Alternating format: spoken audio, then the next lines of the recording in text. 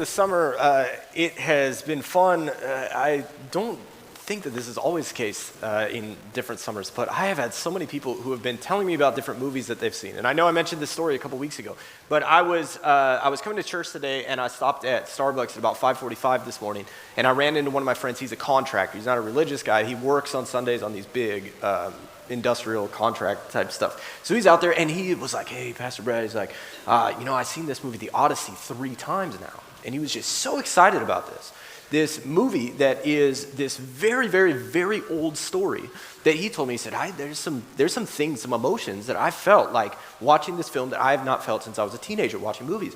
And it was this incredible reminder to me, again, of the power of stories and what we're trying to do this summer in looking at some of the sort of greatest hits, the things from Jesus's curriculum that have lasted 2,000 years and are sort of these things that are most memorable about what God's Son came to share with us. And so when we talk about parables, we're talking about these short stories that Jesus told. And there's this German scholar, his name's Gerhard Lofink, and he said this one thing about parables that I absolutely loved. He says this, quote, "Jesus' parables were never museum pieces.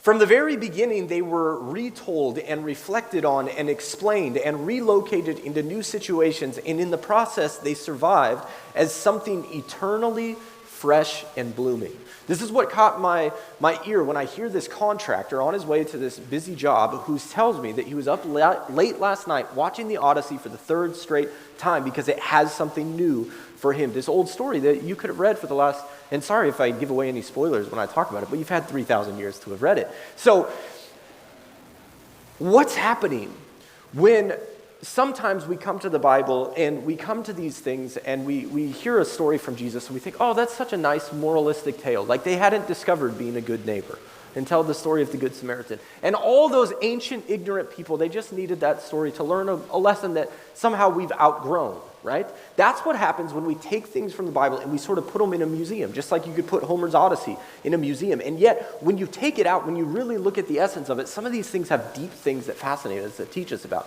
That's what we're doing with Jesus' parables this summer. There's this professor down in Southern California, her name's Michelle Lee Barnwell. And she says this is one of my favorite things about parables. She says this: parables not only teach a lesson, they also, perhaps even more importantly, call for a response from the reader or hearer. They call for a response. I don't know, when I was growing up, when I was in the church, a lot of times the pastor would have prepared a fill in the blank. Anybody, a show of hands, any of you have done this? Okay. So back in the day, it's not bad, I like to take notes, but you'd have a fill in the blank. And basically there was all the points, and it was, especially when you get to the parables, it would be something like this, the farmer in the story represents who? And you fill in the blank. And then it's like, and this type of soil represents what? And you just do this and you fill it in. And then I think that the idea, if we're totally missing the point, the idea is that we filled in the blanks, we've decoded this, we've identified the characters, so now we understand it. And what Michelle Lee Barnwell, who teaches down at, I can't remember which school she's at, but she says this: until you have responded to the text, until you as a reader or hearer have put that into application, not just identifying the characters in the story, but identifying the parts of your life that Jesus is calling out, you haven't even begun to hear the parable. Jesus' stories are meant to call us to do things, to change our attitudes, to reinvest our time and our resources. And so Jesus' stories are always, always fresh and relevant. And this morning we're going to be talking about something, essentially what I think is at the heart of this story this morning, is this desire to get right with God. All of us feel this in some ways, not just maybe once upon a time when we were saved, when we first heard the gospel and responded to it, but a lot of times we feel distance from God, don't we? We feel like, God, am I in your plan? Did I go wrong? God, if you're there for me, why hasn't this happened the way that I would have liked or hoped it to happen, right? And so a lot of times we feel a distance from God. We feel sometimes at odds with God, and we want to get right with God. And so Jesus' parable starts like this. Let's pull up the text on the screen. Luke tells us this in Luke chapter 18. You can follow along with us there this morning if you'd like to in your Bibles. Jesus is speaking to some who were confident of their own righteousness and looked down on everyone else. Jesus told this short story. 2 men went up to the temple to pray. It's a very simple story. 2 men, both going to the same place to pray. They both want to get right with God. They are both going to the same service in the same location at the same time. In many ways, Jesus' story very much concerns a room like this. For everyone here at the 10 o'clock hour, a bunch of people went up to church to get right with God. Spoiler alert in this story, only one of the two men is going to get right with God during his time at the temple, and that's what we're after as we jump into the story. So what we're going to do is, because the power of this story is in the contrast between these two characters, I'm going to read the story in full. It's quite brief, and then we'll examine the characters each in turn. Here we jump into the gospel reading and Jesus' story for the morning. Two men went up to pray. One was a Pharisee and the other a tax collector. The Pharisee stood by himself and prayed, "God, I thank you that I am not like other people, robbers, evildoers, adulterers, or even this tax collector. I fast twice a week and I give a tenth of all I get." But the tax collector stood at a distance. He would not even look up to heaven, but rather beat his breast and said, "God, have mercy on me. Oh Dios, ten compasión de mí, a sinner." Jesus, now jumping back into his own story, says, "I tell you that this man, rather than the other, went home justified or right with God. For all those who exalt themselves will be humbled, and those who humble themselves will be exalted." Powerful text. Fast, quick. Notice if you take out Jesus' introductory comment and his concluding comment, the story itself is only a matter of a few words. And yet what power it has. So, enter character number one, the Pharisee. Now here's the thing, if you've grown up in church, you're familiar with the Bible, you understand that often when we're talking about Pharisees, we have a negative picture in mind, right? You don't want to be a Pharisee. The Pharisees are religious people, they're kind of like all the rules type of people. But here's what I want us to understand, that in the ancient time, that if your kid grew up to be a Pharisee, that would be a win for you. You'd be like, "Hey, what'd your kid grow up to do?" Like, "Oh, he's a lawyer." "Oh, great. What's your kid?" "Oh, Pharisee." "Oh, fantastic. Congratulations." Here's a quote from a contemporary historian of that time. This is a guy by the name of Josephus, and he's writing on the Jewish people in history that time. He's not in the Bible, but he's writing at the same time as the Bible is being produced. And here's how he describes the Pharisees. He says this, quote, "Well, the Sadducees," that's this other group of religious people, "well, the Sadducees are able to persuade none but the rich and have not the populace favorable to them. The Pharisees have the multitude on their side." Do you see what he's saying? He's saying if you get out of the biblical text and you just wonder, when somebody at the time Jesus makes up this story talks about a Pharisee, they're talking about the party of the people, a very popular group. They're talking about the people's champs in many ways. The group that people would say, we're on their side. If you want to have a debate, we're probably going to side with the Pharisees. So Jesus sets up this one figure that most people would have a favorable understanding of. So let's look at the place that the Pharisee prays from. The Bible says he stands alone. If he was in a room like this, I have a feeling that he would be right here down near the front. He might even be on stage. And the Pharisee stands alone when he prays because he believes that he is better than others. He stands apart because he feels that he is higher than others. He's put himself up on this pedestal. He believes he is a rung above those around him. And so he stands alone, not because he's an introvert, but because he not only feels that he's better than others, but he's very comfortable in the temple. He would have been a religious insider. This would have been a place that he felt, I'm a member of this place, everybody knows me, like the old Cheers song says, we all want to go to a place where everybody knows your name, right? The Pharisee going to a temple would be your place. And everybody would know, here we go, here comes a Pharisee. We all like these type of places. Some of you say, I don't feel that at church, but I feel that at this place. I feel this in this club that I'm part of, or this sorority, or whatever it may be, this group of moms on faith. I feel that I belong there. We all want that experience. The Pharisee is a clear insider at home in his environment. So he's standing by himself. And his prayer here, given how short the story itself is, notice that his prayer's word count is fairly lengthy. And in it, we observe himself talking himself up. He is reminding the man upstairs of what he has done, of his trophies and his accomplishments and his track record and his resume, right? God, look at what I've done. Look at what I'm doing. Here's who I am. But that's not enough for him, because he doesn't just want to define himself by his own actions, but by how different he is than others. And so he goes into this sort of social comparison mode that is rampant today. This is what social media preys on and feeds on. But in pursuit of defining himself over and above others, he says the quiet part out loud. Something that many of us polite people, we say, well, you never say that out loud. You don't tell people that you think you're better than them. You just talk about them behind their back and let everyone know by your actions that you think you're better than them. But that's the sort of the more respectable way to do it. But the Pharisee says the quiet part out loud in a prayer, mind you. And he prays to God, at least I'm not like them. Those people. And he begins to list these groups. Many of us have these groups. We all have these groups, I think, in our mind. God, look, I know my kid's struggling, but at least he's not that kid in the class. God, I thank you, this church is this way, but at least we're not that church, right? We begin to rank.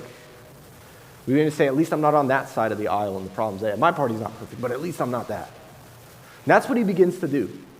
And then he actually sees a person in the room. And he says, I'm not like any of those groups of people. I'm not like that guy. God, I thank you that I'm not like that guy. And he points to that guy. So let's talk about that guy.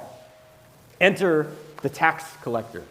Again, Jesus' strategic selection here is pretty obvious. Back in the day, if you would want your kid to grow up to be a Pharisee, you would be ashamed and humiliated and may have a broken relationship with your child if they turned out to be a tax collector. Basically, here's how the hustle worked. When Rome would come in, this is what a lot of empires did. When Rome would come in, they take over a certain territory and people group. They would have certain people from that taken over group that they'd say, hey, look, we need someone to collect taxes who knows the language, the customs, or whatever. We need somebody from that group to tax everyone else and give us the money. And so a tax collector would be somebody who is collecting money from their own people, extorting them to send off the money to the government that may or not benefit the people, may or may not have any benefit to the people at all, right? And the other thing for tax collectors is that if you rack up all of these fees as a tax collector, oh, you got this late fee and this other thing, and oh, you didn't know about this new law, and here's a rounding error and whatever. Anything you could get that was above and beyond what Rome needed you to get, that was your take. That was your cut. So you made money cheating your own people for the benefit of your people's enemies. The simplest way I put this in modern terms, it's not perfect, but I would say it's like, today this would be the drug dealer who not only deals drugs, we said, well, that's not good, but it would be the person who deals drugs to their own neighborhood, to their own community, that deals drugs that are feeding the addictions of their family members, that are getting the kids that they graduated from this high school, and now they're getting the kids at their high school high, right? You just don't do that. A lot of drug dealers, you don't deal to your own community. So this is the idea of taking advantage of your own people. And so a tax collector would, when Jesus mentions this group, sort of get this sort of a visceral, kind of a very negative reaction from people. So let's notice the place that he prays at.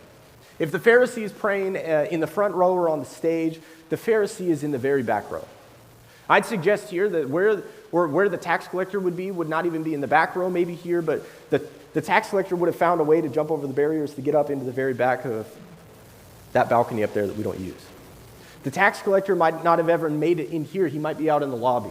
The tax collector might have been out at Connecting Point and still be sitting out there on a bench. The tax collector might be in his car watching a live stream because he's too embarrassed to come inside. Because why? Because there's a lot of shame that he carries. Because he knows that everybody's looking at him saying, who does that guy think to come in here? What are you trying to come to church for? What are you trying to go to temple for? You think you're fooling God by giving some of that money that you ripped off us for? You're going to give some of that back? You think you're going to get God on your side? That's not how it works. And so he's got all of this shame. And so he's at a distance. We see, too, from his posture, he's got all this regret, all this guilt on him. So he doesn't even look up. Two people I don't think he wants to see looking up. One is to be reminded of God. He's a very humble moment. But I also think he's not looking up because he doesn't want to invite and see all the other people. People like the Pharisees that are looking at him in a certain type of way. And so his head is down. And the Bible even includes this physical gesture that as he prays, he's beating his breast. The simplest way I could put this is like, sometimes if you'll see in sports, there's two athletes and they have a miscommunication on the field. Maybe a receiver runs the wrong way, you're trying to pass on the ball. You'll often see a player, if it was their fault, they'll even do this from far away. The receiver will look at the quarterback and he'll go like this, my fault, my bad. Or in soccer, you'll give a round of applause to the other guy, that was a good ball, that's on me, right? That's what he's doing. He's saying, this is my fault, God. I'm assuming responsibility. I'm out of line. And he knows this. The Pharisee stands apart because he believes he is better than others. The tax collector stands apart because he knows he's worth. And in his prayer in comparison to the Pharisee is very brief. In English, it's 7 words. It's about 20% of the length of the Pharisees. It's extremely simple. God, have mercy on me, a sinner. Oh Dios, ten compasión de mí. Very simple. And then Jesus breaks into the story right as this prayer is uttered to let us know that this man, the tax collector, goes home right with God, and the Pharisee does not. And the scene ends. So what do we do with this type of a story? Well, I remember several years ago, I was at a prayer service at another church, and this was in a different city, and so I'm in this prayer service. It's a Christian church, but it's a different branch of the church. And so in this type of a church, you have a lot of what they call call and response, right? That's where the minister says something and everybody responds back, right? And you have a lot of like traditional elements. And so people stand and they sit and they pray certain prayers, the Lord's Prayer, etc. And it's kind of very formal. So I'm in the very back of this church, and I'm there in the very back, and I see that there's this woman who is at the very front of the church. And whenever she is praying, she is sort of wildly gesturing with her arms. And she's quite loud, to the point that you're not trying to stare, but it's pretty distracting. Because when everybody sits down, she stays standing. And she's going and moving around. And she's going in and out of English and some other language. And I'm wondering to myself, I'm feeling bad for the person leading, because I've been in this place, and I'm like, oh, I wonder if they're going to have to do anything. What's going on with this lady? And so she's being very distracting, she's being loud, she clearly is not in touch or caring about what anybody else in this room is thinking about her.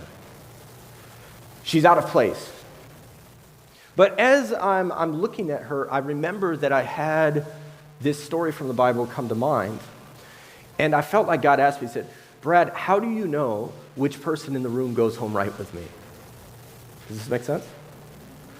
Because in this story, the pious person, who clearly knows all the right rules, who would have been very comfortable, who stands by himself in the front, goes home not right with God, and the person that everyone else despises for being there goes home right with God because God looks at the heart. And in this moment, I remember I'm seeing this lady, she's totally out of touch, she's doing things, I'm wondering, is she in her right mind? Is this a mental health episode? Is she on a substance? I don't know her story. But I just thought to myself, is it possible that she goes home right with God? And I realized in that moment, if I judged her, if I cast any shame on her as she is coming to church, it's just a prayer service. There's no other reason to be there. Not giving out food, not doing anything. There's no programming. There's no kids ministry. There's no worship music that's amazing. She's there to pray and connect with God. She saw a steeple on a church and she came in. If I, in the back, am casting judgment on her, I risk going home like the Pharisee, not right with God. See, that's the challenge of these stories. It's making us think, God, are my prayers in line with your heart? So let's dive in more to the challenge of this text. One commentator has observed this. For centuries, Christians have identified with the tax collector. And we've despised the Pharisee and with him all those hypocritical Pharisees. And at that very moment, without noticing it, we are standing beside the Pharisee by despising someone else. Do you see the observation? Now, here's the thing. I want to be very honest about this. Is there something about religious people, church people, environments that are very strict about traditionalism that encourages a form of self-righteousness. No question.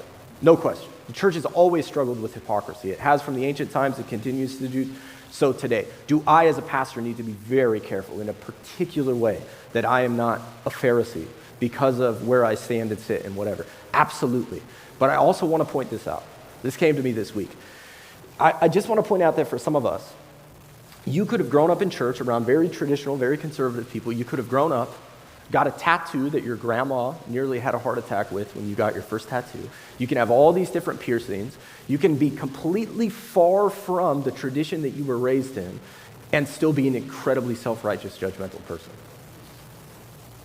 You can have a liberal arts degree, be the most educated person in your family, and be completely ignorant about other people's motives, but you're talking all the time. You can be someone who you're cool enough with everybody else at work that, you can go over and you can have a few drinks with them after work and be all, just kind of cool and chill, and it seems like you don't really care. And then on the way home, be ripping them to everybody else at work, showing how judgmental you are. Here's the point. Does the trap of self-righteousness snare a lot of conservative, traditional religious people? It sure does. But that trap gets a lot more people than just that one niche. It gets a lot of us. Self-righteousness that this story is pointing out is not just a conservative Christian issue. It is a human issue. Even if you're not with me totally on this part, come back with me on this. I'd say it like this. The tendency to look down on others and the deep desire for mercy from above are in each and every one of us. Both of those things. So when I come to this text, whenever I like to teach this text, back in the day I used to think, do you identify more with the tax collector or the Pharisee? It's not a bad question. But what I've learned to do is instead ask this type of question: what part or how much of the Pharisee and the tax collector do you see in yourself? And I would encourage you to even put a percentage on it, because these characters are in all of us. Around certain types of people, you can be very kind, encouraging, but around that other family member, around your kids as friends, and maybe they're no longer, your kids are no longer friends, and now you're around that family and the mother of that kid who no longer gets along, and all of a sudden you're a different character in this story. What percentage of you resonates with each character? Because I think that that's what Jesus is trying to get at, pushing us to introspection. But I also want to just go one layer deeper, and this was a little bit new to me on this story. But the challenge of this story doesn't just make a demand on us that pushes us to be introspective, to examine our own hearts, but it also pushes us to consider more than what not to do, right? A lot of us can be like, oh, the Pharisee is clearly a jerk in the story. That's why the story works. Therefore, I won't do what the Pharisee does. I'll just avoid that. I won't tell people what I think about them. I'll try in my prayers to not critique entire groups of human beings, right? And we think, there we go, I've got the story. I'm no longer the Pharisee. But preaching 70 years ago in Alabama, the Reverend Dr. Martin Luther King was preaching on this text. And what Dr. King pushes us to do is not just to think about what not to do in the story, but what we should do instead. He says this, quote, "What the publican," that's another word for tax collector, what that guy needed was not condemnation, but encouragement. We never help others by condemning them. Mere condemnation is always wrong. Now, he says, the evil is to be condemned, but not the person who does it, though he may have to be restrained and punished because of the evil he does. Mere condemnation tends to set up an impassable gulf between us and the condemned person. So instead, Dr. King says this: the truly religious man who tries to help others will say, in effect, I cannot condemn you, for I have erred too many times myself, but I can tell you of Jesus who forgave me, and I can show you the upward path which I am trying to follow. Do you see what he does here? Dr. King, in the midst of the civil rights era, is confronted with terrible, terrible systemic racism. He is confronted with a bunch of white church-going Christians, in many cases, who are doing things that are deeply antithetical to the gospel. But he doesn't just condemn them, because that wouldn't work. It wouldn't have achieved his cause. He doesn't just condemn them. He rather tries to put something before them of Jesus that is so inspiring and encouraging that they want to join the cause and say, you know what, you're right, that vision is better than this. So what do we do to grow in our sense of God's mercy in our lives? Well, there's this prayer that comes out of this text, and this prayer is famously simply called the Jesus prayer. And we have learned this prayer together once before, and you're like, we're doing it again. And I would say, yeah, I apologize that we're doing it again, only in that it's been so long since we've tried it again. We need this prayer desperately. This is probably one of the prayers that is next to the Our Father prayed most within the Christian church around the world in all of the languages and nations that are praying this morning. And it comes straight from the text. So what we're going to do is, you don't have to stand necessarily with me, but we're going to see the prayer come up in different versions, and we'll walk through these together. And I'm going to encourage us to read the prayer together. So this is exactly as it appears in at least the English translation that I am preaching out of. So let's read this together. God, have mercy on me, a sinner. So again, God, have mercy on me, a sinner. Now, this next one is probably the most traditional way that this prayer is prayed, because it puts Jesus, who's the one who came up with this prayer, into the center of the text. And it goes like this. Will you pray with me? Jesus Christ, Son of God, have mercy on me, a sinner. Now, this next one I want to give you, this is the version that I pray most. If you're struggling, I've talked to multiple people this week that are feeling anxious. I've talked to multiple people this week that are feeling depressed. I've talked to multiple people this week that are in pain and trying to take their minds off of their pain. I encourage you. I submit this prayer to you as part of your regular devotion for taking your thoughts captive. If you're struggling to sleep, many of you have told me that today. I submit this prayer. This is the version I pray. Now, what I'd invite you to do, you don't have to do if you don't, but in keeping with the spirit of the text, one of the things that sometimes we do is we touch slightly our chest to remind ourselves of the posture that this prayer comes from, beating our breast.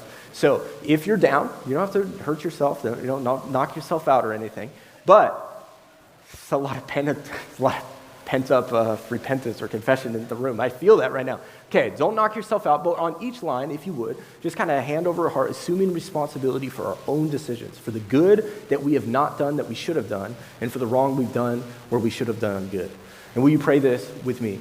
Jesus Christ, Son of the living God, have mercy on me, a sinner. And then you can really shorten this prayer. Especially if you're having trouble sleeping again. You can just kind of bring it down to its core. We're going to do this in kind of English, and then we'll do a version of it in Spanish. But now it's just 2 words on each part. So let's do this.